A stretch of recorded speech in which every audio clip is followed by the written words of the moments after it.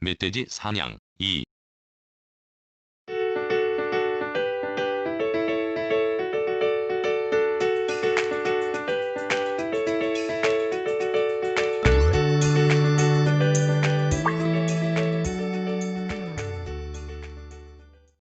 돼지와 비슷하나 대가리가 좁고 주둥이가 매우 길며 목에서 등에 걸쳐 검은빛의 길고 빳빳한 털이 나 있는 멧돼지는 산에 살면서 농작물도 해치는데 우리나라의 특산종 야생동물로 산돼지, 산저, 야저라고도 한다. 야생동물보호법으로 보호받아야 할 멧돼지의 높은 번식력으로 개체 수가 불어 농작물에 피해가 늘면서 일부 지역은 해마다 수렵 허가가 선포된다. 경북 영천이 올해 수렵 허가 지역으로 지정되어 전국에 내놓으라 하는 포수들이 몰려들고 있다. 월정리정류소에도 수렵면 흑세를 내고 수렵면증을 가진 포수들이 수시로 찾아와 한 잔술을 먹고 가곤 하는데 지역에 사는 사람들도 있다. 그들 중 몇 명과 쥔장이 합세하여 멧돼지 사냥에 나섰다. 월정리서 영천 방면으로 노귀제를 넘어 멀리 보현산이 보이는 어느 깊은 골짜기로 얼룩무늬 옷에 조끼를 입고 주머니에 무전기를 찔러넣고 총 가진 포수들이 보기만 해도 무섭게 생긴 사냥개 3마리를 갤로프 뒷칸에 실었다. 2마리 사냥개는 단일 품종이 아닌 여러 우수한 사냥개의 뛰어난 특성을 물려받은 잡종이다. 그중 한 마리는 월정정류소 쥔장이 컷으로 사냥 실습을 처음 나가는 개다. 멧돼지 사냥팀 중 총 잘 쏘는 포수는 키가 작은 남자인데 그의 사냥개 2마리 중 1마리는 값이 몇천만 원 나가는 것이라고 하는데 후각이 뛰어나 멧돼지를 찾아내는 데 명수라고 자랑이 자자하다. 사냥꾼들은 차 한 대 겨우 다닐 수 있는 꼬불꼬불한 산길을 따라 골짜기 깊숙이 들어갔다. 소나무와 잎이 마른 참나무가 무성한 산자락을 따라 난 포장길이 끝나고 비포장 험한 길이 이어지는데 경사각이 심하고 길가의 나뭇가지가 뻗어 언뜻 보기에는 도무지 차가 올라가지 못할 것 같은 곳이다. 앞에 가는 힘이 좋은 사륜구동 갤로퍼와 무소의 뒤를 따라 움직이는 궁전을 타고 나도 그 뒤를 뒤따랐다. 한 번도 이런 험한 곳을 운전한 적이 없는 곳이다. 마른 나뭇가지들이 차 옆구리를 긁어대는 소리가 쓰적거리고 송곳같이 뾰족한 돌들이 바닥에 박혀있다. 타이어가 펑크나지 않을까 걱정이 될 정도이다. 작은 침실에 실린 짐이 무너지는 소리가 들린다. 한참을 올라서 일행은 산 중턱에 있는 못가장자리에 차를 세웠다. 살얼음이 언 못 주변에는 아늑한 골짜기가 여럿 보였다. 차에서 내린 포수들이 한 대 피우고 나서 개를 내려 대가리를 한 번씩 쓰다듬어주고 나서 목에 걸린 줄을 풀고 총을 챙기고 무전기를 점검했다. 박군도 총을 점검하고 시베리안 털모자를 쓰고 귀까지 푹 눌렀었다. 포수의 2마리 개 중 누른빛이 섞인 흰개가 대가리를 쳐들고 허공에 대고 바람의 방향을 감지하며 콧구멍을 벌름거리며 민감하게 귀를 고추 세우더니 이내 쏜살같이 산잔등과 산잔등이 맞닿아 내려오면서 움푹하게 패인 골짜기로 향해 내달리고 그 뒤를 2마리의 개가 쫓아갔다. 포수들은 개의 행동을 주시하며 느릿느릿하게 못을 끼고 돌아 개들이 간 방향으로 일자로 걸어갔다. 그들의 꽁무니가 내 순서이다. 여러 명의 남자가 걷는 발소리가 울려 못이 터변주같이 윙윙댄다. 나는 포수들의 뒤를 따르며 그들의 통태를 놓치지 않고 살피며 또한 산세를 유심히 보았다.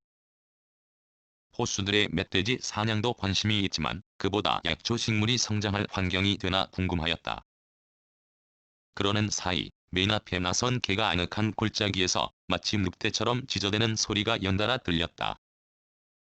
그러자 2마리 개들이 덩달아 소리로 교신을 하듯 사납게 울부짖었다. 느릿느릿 걷던 포수들이 다름박질하며 개가 짖는 곳으로 갔다. 무리를 하는 앞개가 짖는 곳에서 비명에 가까운 멧돼지의 울부짖음이 들렸다.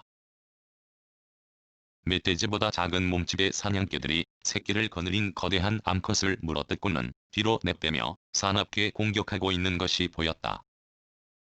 포수가 입에 물고 있던 담배를 비벼 끄고 선 자세로 조준에 들어갔다. 일행이 그에게서 조금씩 물러서고 이내 그의 총구에서는 화약 냄새가 났다. 둔탁한 물체가 부서지는 소리가 나더니 크악하는 멧돼지의 외마디 비명이 들렸다. 호수가 두 번째 방아쇠를 당겼다. 이번에는 새끼 돼지의 대가리가 정통으로 맞았다. 새끼 멧돼지는 비명 소리도 내지 못하고 바로 꼬꾸라지며 나뒹굴었다. 호수가 총대가리를 발등에 올리고 덩치가 큰 자부에게 고개를 끄덕이자 자부가 굵은 밧줄을 어깨에 걸치고 슬금슬금 새끼가 누린 거대한 암돼지가 죽은 곳으로 굼뜬 동작으로 걸어가고 그 뒤를 두 명이 따라갔다. 멀리서 보아도 작은 체구의 호수가 쏜 인간이 만든 무서운 무기총에 맞은 거대한 암돼지와 그 새끼는 대가리의 형체가 없어질 정도로 박살났고 주변은 시뻘건 피에 바싹 마른 굴참 나뭇잎이 흥건히 젖었다. 나는 가까이 가서 보지 않고 허벅지 굵기의 참나무가 경사진 비탈을 몇 걸음 타보았다.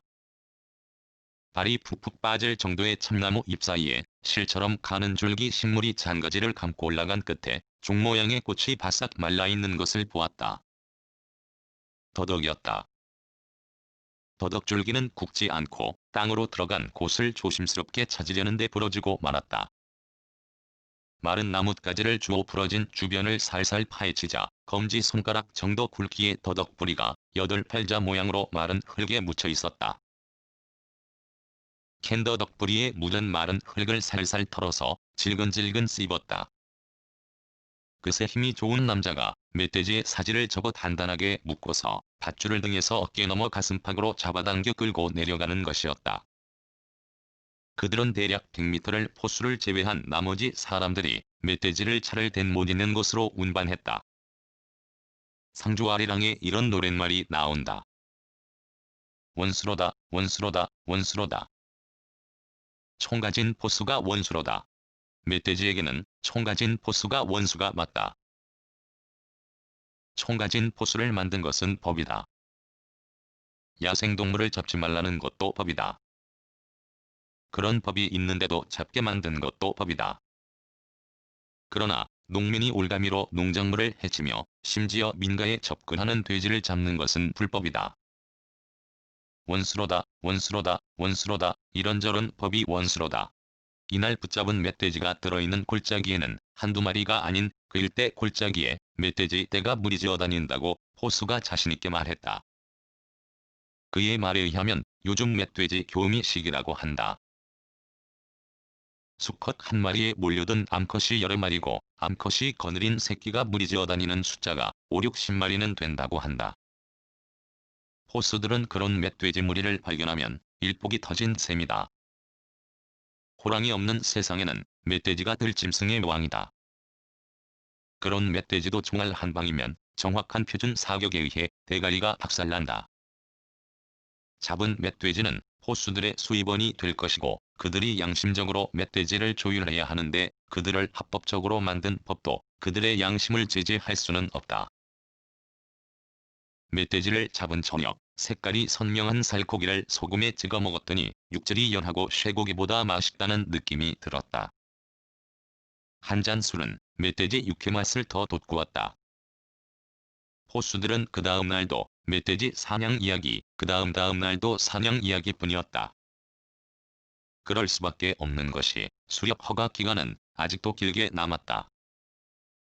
그 기간 동안 멧돼지가 살아남으려면 멀리 도망가야 하는데 호수들의 이야기로는 멧돼지가 화약 냄새가 무서워 도망갔다가 결국은 서식지로 돌아온다는 것이다. 자연에서 있어야 할 것은 있어야 한다. 집단 멧돼지 서식지도 일부는 보호되어야 하는데 과연 수렵 허가 지역의 멧돼지가 수렵 허가 기간이 지나면 인간의 공격으로부터 얼마나 살아남을 수 있을지? 2007년 12월 13일